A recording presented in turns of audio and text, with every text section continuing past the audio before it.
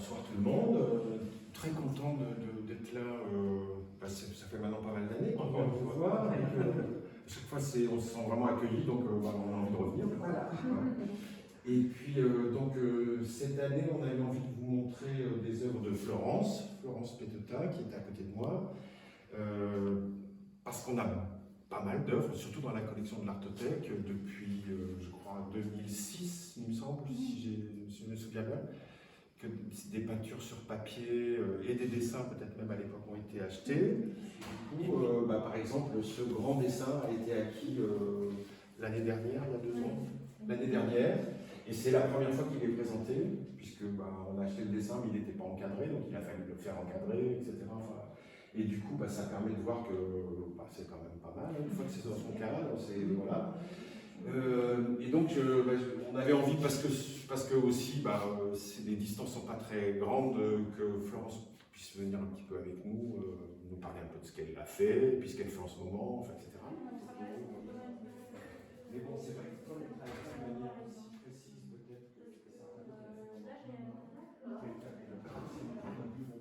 Quand on a parlé un petit peu ensemble justement de ton parcours, tu m'as dit, mais moi je me suis plutôt formée toute seule. Oui, parce qu'il n'y avait pas de... À Cergy, on n'avait pas de cours de dessin ou de peinture. Donc c'était une école assez conceptuelle et ils ne voulaient pas nous enseigner le dessin ou la peinture comme aux Beaux-Arts de Paris. Donc, les gens préféraient faire de la sculpture, de la vidéo, oui, peut-être, des installations. Voilà, la peinture n'était pas trop... avait pas trop la cote à ce moment-là. Voilà. Donc tu t'es formée toute seule. Oui. Et ce que j'ai retenu aussi, c'est que peut-être à cette période ou juste un peu après, tu as appris pas mal de choses aussi du côté de la gravure.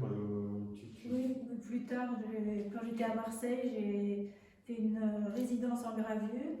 Donc j'ai appris la technique de la gravure que je n'avais pas appris non plus aux Beaux-Arts. Et voilà. Voilà, et donc pendant cette première période, la période de Marseille, si l'on veut, enfin c'est un peu simplifié de dire comme ça, tu as beaucoup fait de choses à partir de choses que tu observais aussi. Des photos de situations, de personnages. Oui, là c'était des portraits d'après nature. Ouais. Et parce que sinon je travaillais pas mal d'après des photos. Et là c'était en fait des autoportraits. Ah aussi. Oui. Ah, finalement ce sont des autoportraits, vous voyez, enfin, bon, autant là on peut dire avec certitude c'est un autoportrait, là c'est pas gagné. Là aussi ce sont des autoportraits. Là c'est très intéressant parce que c'est pas précisé non plus dans le titre ou quoi que ce soit.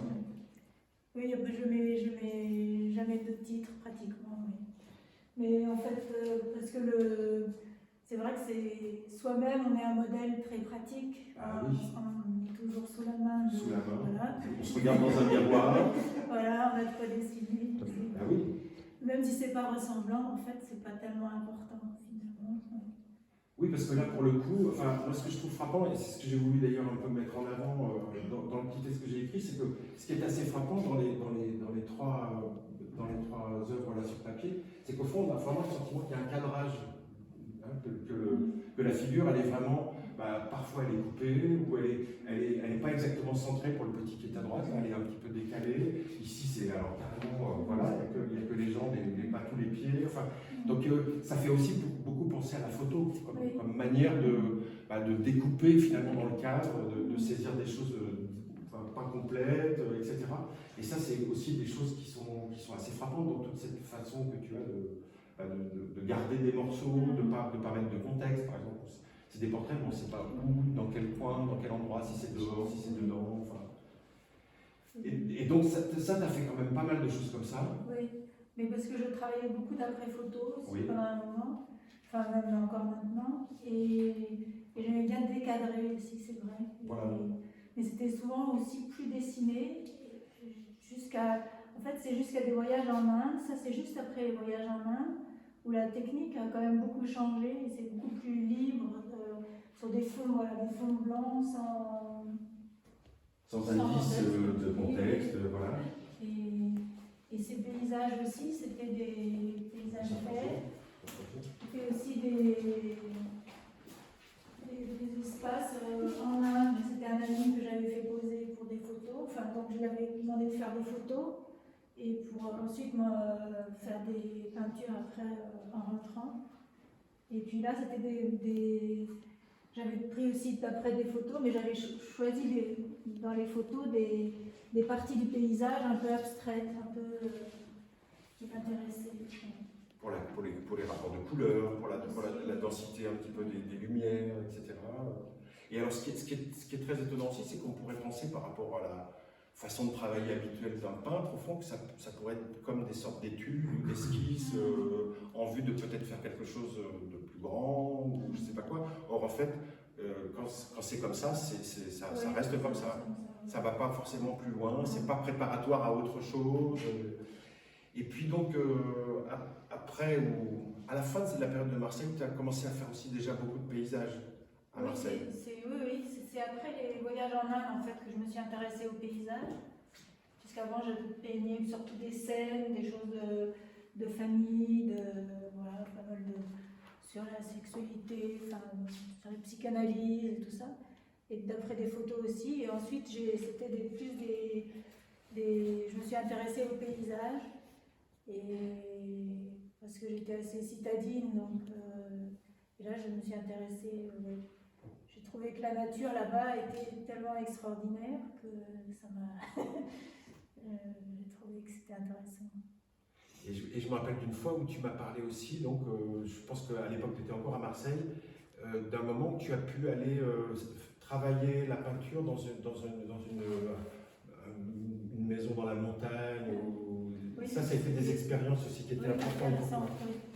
C'était dans un ancien ermitage, et donc une pièce où on avait arqué des contreplaqués, marouflé du papier, et j'ai peint sur tout l'espace, comme si c'était une immense feuille de papier.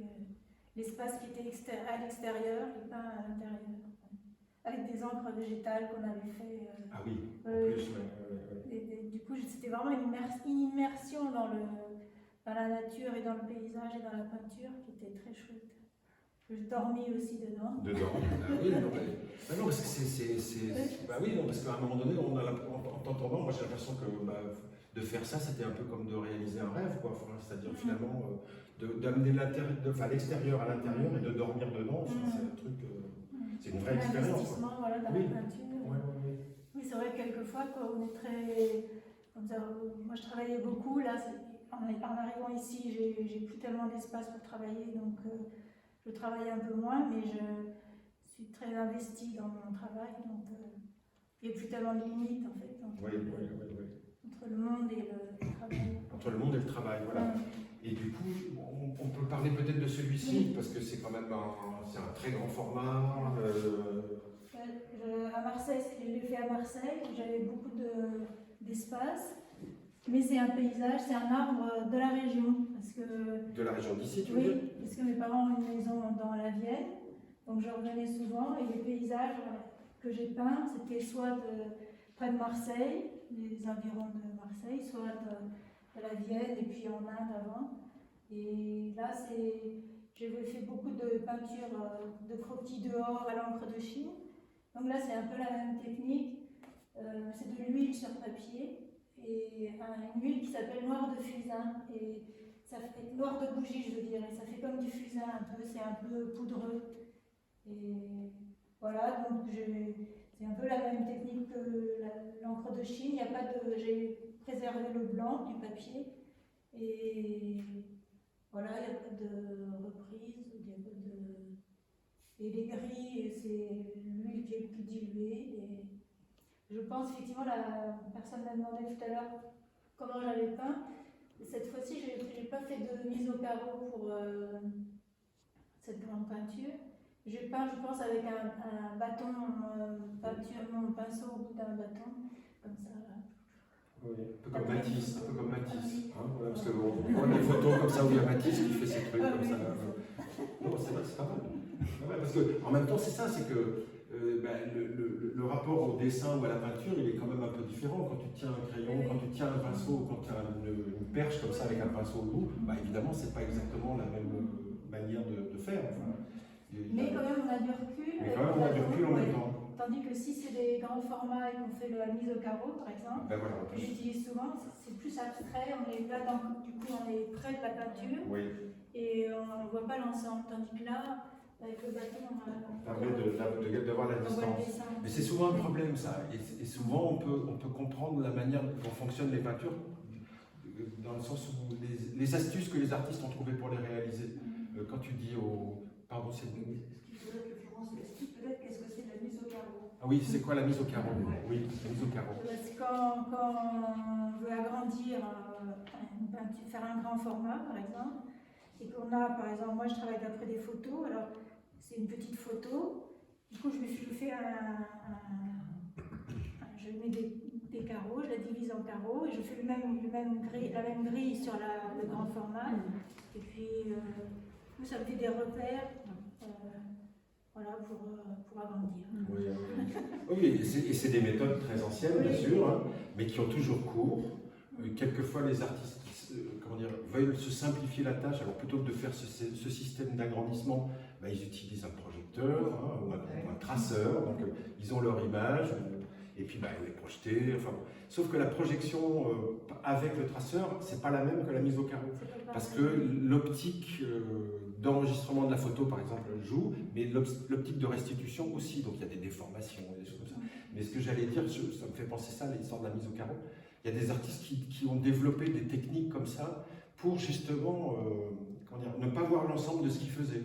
Par exemple, il y a un artiste très très connu, mais qui est décédé il y a 2-3 ans, qui était anglais d'origine mais qui vivait aux États-Unis. Le nom va me revenir. Et lui, il avait le principe de mise au carreau comme ça, mais il cachait tout ce qu'il avait déjà fait. Il se concentrait que sur un des carreaux pour oublier ce qu'il avait fait auparavant. Et même en général, il mettait son tableau sans dessus-dessous. Donc il se concentrait juste sur la restitution du motif sans la vue d'ensemble. Et c'est vrai que du coup, quand il enlevait tous les trucs, bah, ça fait comme un puzzle, si vous voulez, et pof, il avait le résultat lui-même, il était le premier spectateur en quelque sorte. Voilà. Donc ça, c'est quand même assez étonnant. Et donc, du coup, ce grand format de dessin, il est quand même aussi assez emblématique de cette façon que tu as eue de t'immerger dans ce genre du paysage. Parce que pour le coup, c'est vraiment quelque chose sur lequel tu as beaucoup travaillé ces dernières années, même encore aujourd'hui. Oui, il y avait plus de personnages, c'est vrai, qui étaient dans le paysage, mais en peignant moi qui rentrais dans le paysage, et puis le spectateur aussi peut rentrer. Avec un format comme ça en plus. C'est vrai que tout d'un coup, il y a un rapport qui est peut-être pas seulement visuel, mais presque un peu physique comme ça, avec ce qu'on a devant soi. Oui, c'est vrai. Et puis, un petit mot aussi, même si ça concerne un peu moins ce qu'on voit ici. Donc, moi, j'ai eu la chance de pouvoir aller voir ton atelier il n'y a pas longtemps, et j'ai vu beaucoup de petites peintures sur des petits formats à la tempéra. Donc, peut-être ça, on va expliquer ce que c'est la tempéra, et expliquer pourquoi tu l'utilises aussi. C'est des petits formats à la tempéra à l'œuf, c'est-à-dire à la tempéra, ça veut dire la détrempe, ça veut dire c'est de la peinture à l'eau, et à l'œuf, donc avec des pigments, et le jaune d'œuf, comme on faisait pour les icônes autrefois. Et donc là, comme j'ai un petit atelier, je fais des petites peintures. Voilà. Et voilà, donc j'espère trouver un plus grand atelier. Puis j'ai des projets de peinture sur la forêt. Dans la forêt. Grande dimension. Donc, Mais en même temps, c'est vrai que quand tu énonces ce type de projet, bah, du coup, moi je repense en tout cas à ce que tu racontais juste avant, cette expérience dans l'extérieur, dans l'ermitage, mettre l'extérieur dans l'intérieur et dormir dedans. Bon, bah là, du coup, si tu vas à la rencontre du paysage avec les choses à peindre sur place, quoi. Donc ça, c'est pas mal. Puis le projet, c'est une installation, donc aussi on pourra rentrer dans la forêt. D'accord. Merci en tout cas d'être venu. Merci beaucoup. Merci à vous. Merci beaucoup. Merci Florence. Merci bien.